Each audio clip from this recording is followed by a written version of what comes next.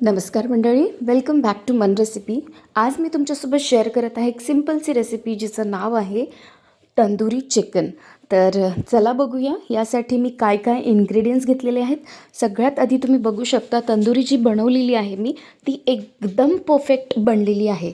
तर चला बघूया त्याच्यासाठी लागणारे इन्ग्रेडियंट्स.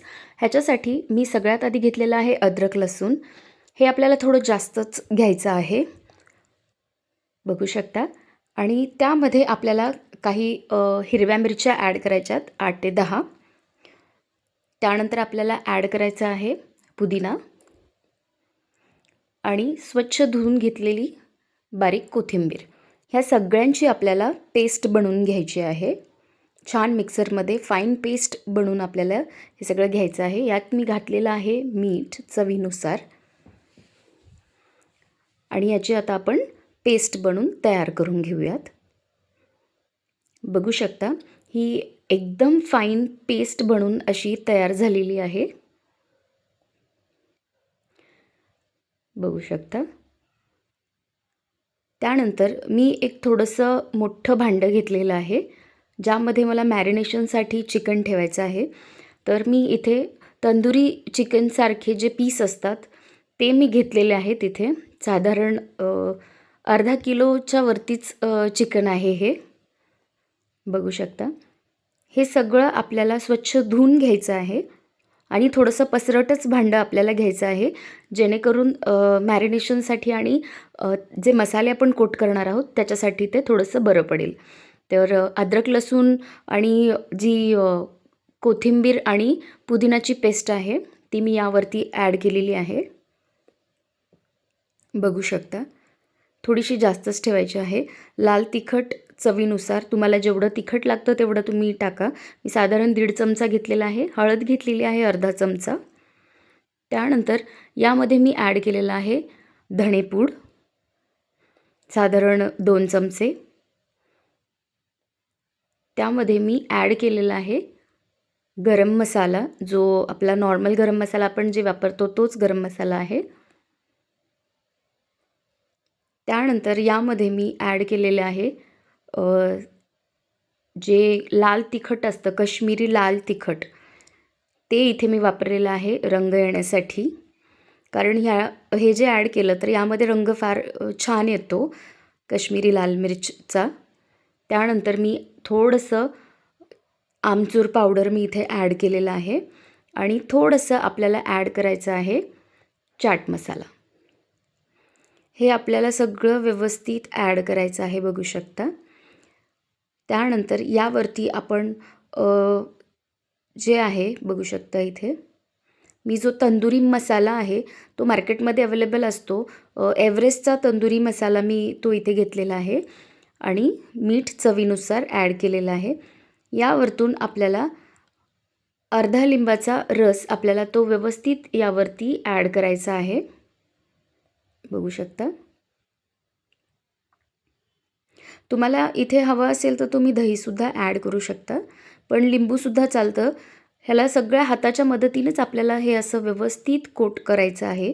व्यवस्थित हाताच्या मदतीने छान व्यवस्थित सगळीकडे चिकनवरती हा मसाला बसेल असं ॲड करायचं आहे. त्यावर तुम्ही थोडासा जो कंटकी मसाला येतो तो मी थोडासा ॲड केलेला आहे इथे, बघू शकता. आणि हाताच्या मदतीनेच आपल्याला व्यवस्थित सगळीकडून याला कोट करून घ्यायचं आहे, बघू शकता. अशा प्रकारे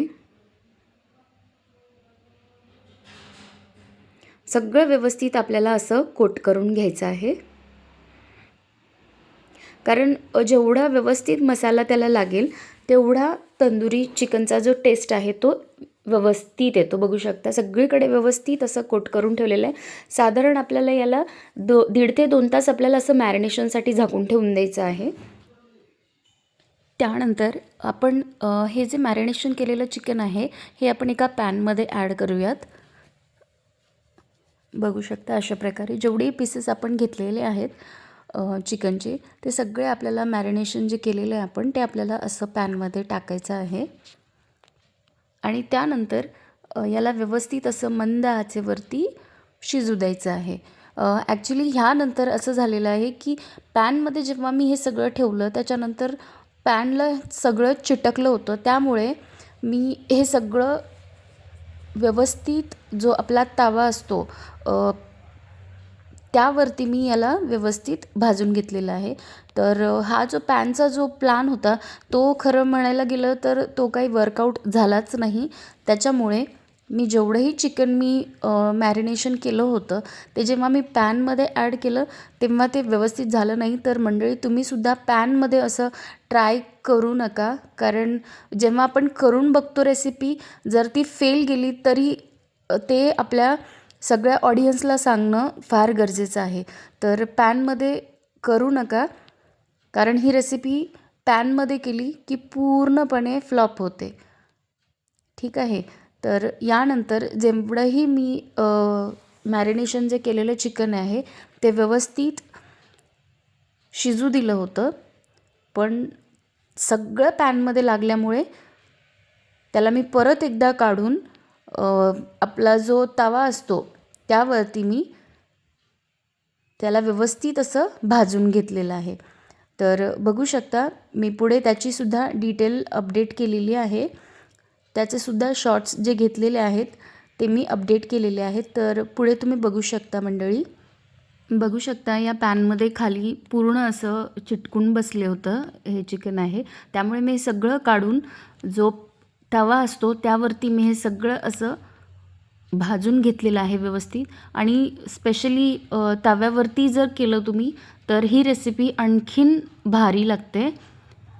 डायरेक्टली वरती पण तुम्ही त्याला भाजू शकता, पण गॅसवरती डायरेक्टली भाजणं हे हेल्थसाठी चांगलं नसतं. त्यामुळे असं तव्यावरती तुम्ही भाजून घेऊ शकता. त्याला मी वरतून असं बटर लावलेलं आहे, बघू शकता.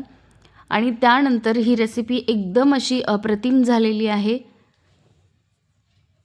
तर नक्की ट्राय करा आणि मला नक्की कमेंटमध्ये कळवा तुम्हाला ही रेसिपी कशी वाटली. तर भेटूयात मंडळी पुढच्या रेसिपीमध्ये. तोपर्यंत धन्यवाद.